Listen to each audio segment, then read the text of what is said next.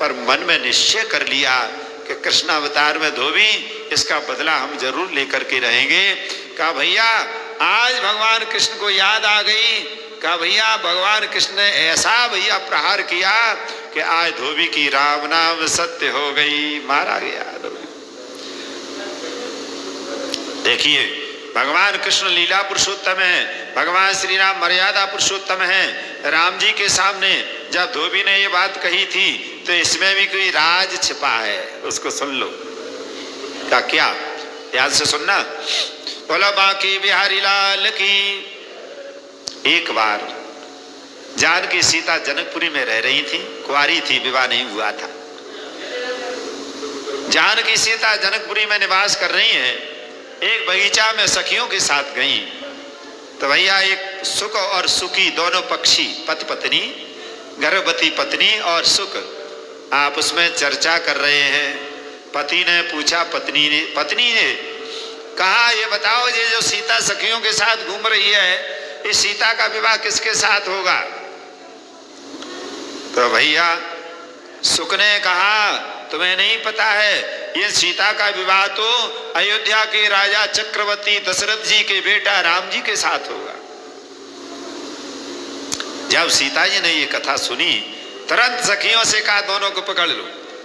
सुख और सुखी को जब पिंजरे में पकड़ना चाहा तो कहा भैया तोता सुख उड़ गया, सुखी रह गई गर्भवती।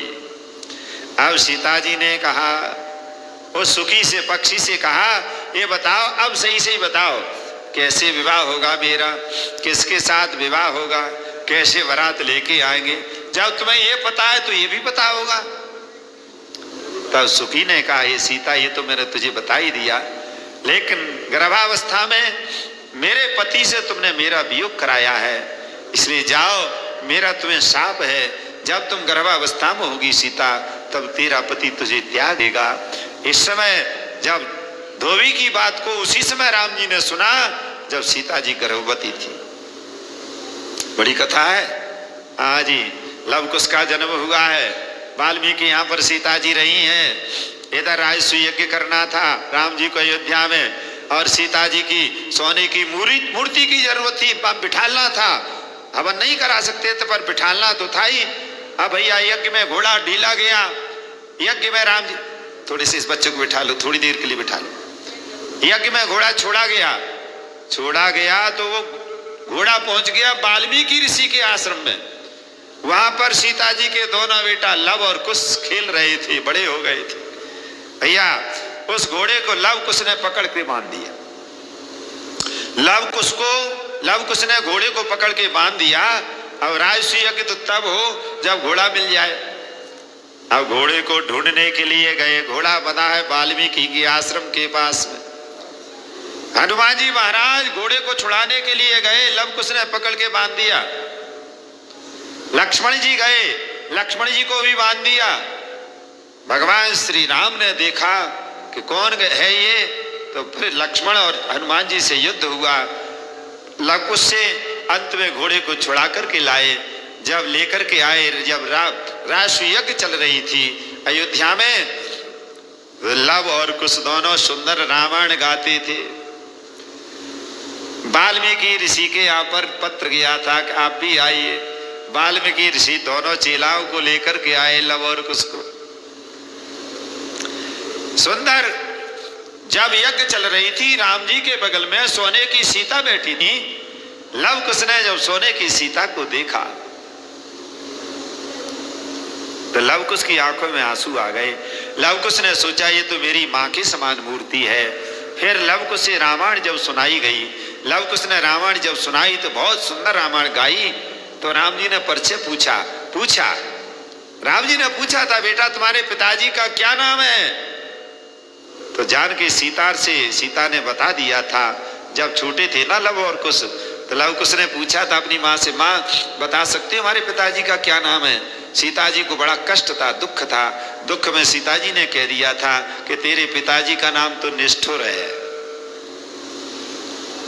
आज जब यज्ञ में सुंदर रामचरितमानस को गाया लव कुश ने, भगवान श्री राम जब बैठे थे मंच पर, भगवान श्री राम ने जब राम कथा सुनी लव कुश की, तो परिचय पूछा बेटा तुम्हारे पिताजी का नाम क्या है? तो लवकुश के मुख से निकल गया कि मेरी मां बताती हैं कि मेरे पिताजी का नाम तो निष्ठुर है। तो कहने का तात्पर्य है वही कथा छिपी हुई थी। आज भगवान श्री राम मर्यादा पुरुषोत्तम थे, धोबी को दंड नहीं दे सकते थे, लेकिन कृष्णावतार में भगवान कृष्ण ने आज धोबी का बदला ले लिया है, रजक का उद्धार कर दिया है और ग्वाल वालों से कहा अब तुम वस्त्रों को पहन लो। ग्वाल वालों ने सुंदर वस्त्र पहन लिए। अब तो भैया ग्वाल वालों ने वस्त्र तो पहन लिए, पर समस्या एक बात की रही। का क्या? राजा महाराजा कहाँ कंस मोटा ताजा लंबा चौड़ा बड़े बड़े हाथ पैरों वाला, कहाँ छोटे छोटे ग्वाल वाल। अब क्या करें, कैसे वस्त्रों को सही करवाए? एक एक वस्त्र में ग्वाल वाल सब ढक गए। एक दर्जी मिल गया, दर्जी से कहा ततस्तु बायका प्रीतस तयोर्वे समकल्पयत। दर्जी से कहा भैया एक काम करो, हमारे ग्वाल वालों के वस्त्र सही सिल दो। तो ग्वाल वालों के वस्त्र दर्जी ने अच्छी प्रकार से सिल दिए हैं, बढ़िया फिटिंग कर दी है। अब तो भैया बहुत सुंदर आज वस्त्र लग रहे हैं। तो भगवान ने दर्जियों को आशीर्वाद दिया कि सुनो मेरा आशीर्वाद है, जब कलयुग आएगा तो भैया कपड़ा आएगा 1000 रुपए का, सिलाई लगा करेगी 2000 रुपया, ये वरदान है। बोलो बाकी बिहारी लाल की। और आपको तो पता ही है भैया, अगर टेलर दर्जी वस्त्र सही ना सिले तो बताओ कैसे लगेंगे वस्त्र? लगते हैं कि नहीं लगते? मांग मन तो माँ किसी के मांगे के हैं, हैं? आज वस्त्र बहुत सुंदर बन गए। फिर क्या हुआ? आगे भगवान कृष्ण बलराम ग्वाल वालों के साथ आगे बढ़े तो एक सुदामा नाम का माली मिल गया। तथा सुदाम्नो भवनम मालाकारस्य जगमतु तौ दृष्ट्वा स समुत्थाय ननाम शिरसा भुवि। सुदामा नाम का माली मिल गया। सुदामा नाम के माली ने कन्हैया से कहा कन्हैया हमारी इच्छा है कि आप आज के गले में माला पहना दें। तब तो तुरंत ही कन्हैया ने कहा पूछ क्या रहे, पहना दो। बहुत सुंदर मालाएं पहना दी हैं। कन्हैया बहुत सुंदर बन गए, माला पहन गई। अब आगे कमी क्या रह गई? कमी रह गई चंदन की। आप लोग गए हो वृंदावन में, वृंदावन में ज्यादातर वहाँ के ब्रजवासी जो है ना, कहा भैया अमावस्या के दिन वहाँ पर मेला लगता है बिहारी जी पे, और जमुना जी के किनारे सारे ब्रजवासी जमुना स्नान करेंगे, वहीं अपने मस्तक पर चंदन लगाएंगे और बिहारी जी को माला पहनाए या ना पहनाए पर स्वयं माला जरूर पहने। चंदन माला काजल बढ़िया गए। आज सारे ब्रजवासियों की व्यवस्था बन गई, कपड़े भी अच्छे सिल गए, चंदन भी वो माला भी पहन गई। अब कमी रह गई चंदन की। सुखदेव जी कह रहे हैं ध्यान से सुनना। आज मथुरा नगरी में भगवान कृष्ण बलराम दोनों भाई जब चले जा रहे थे तो क्या हुआ?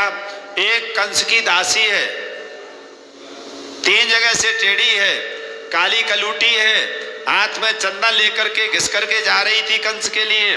भगवान कृष्ण ने जब देखा तो पुकारा, सुंदरी कह के बुलाया। जब सुंदरी कहा तो कुब्जा ने पीछे की ओर देखा, मुझे सुंदरी कौन कह रहा है? कहा भैया जिसे भगवान सुंदर कह दें वो क्यों नहीं सुंदर होगा। भगवान कृष्ण ने परिचय पूछा, क्या नाम है तुम्हारा, क्या परिचय है? तो वो अपना परिचय दे रही है।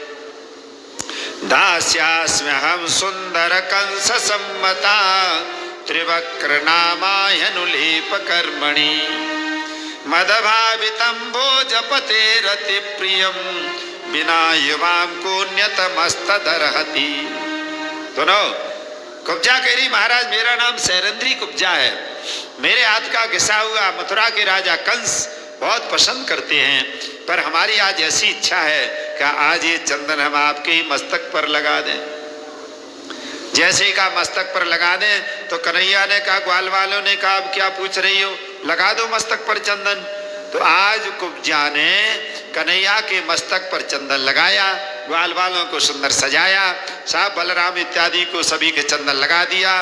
अब जब भगवान को सुंदर बना दिया कुब्जा ने, तो तो भगवान ने विचार किया, जब इसने हमें सुंदर बना दिया है तो हमें क्यों नहीं इसे सुंदर बना देना चाहिए।